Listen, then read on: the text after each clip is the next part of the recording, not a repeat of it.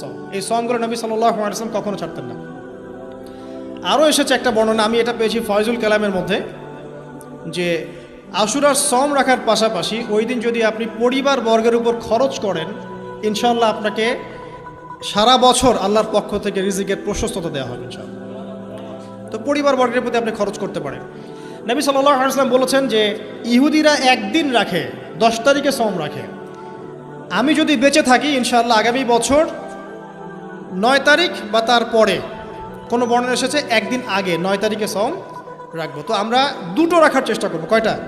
দুটো, হয় 10, হয় 9-10 অথবা 10-11 ইনশাআল্লাহ। আশা করা যে এক বছরের গুনাহ আল্লাহ পাক মাফ করে দেবেন ইনশাআল্লাহু তাআলা।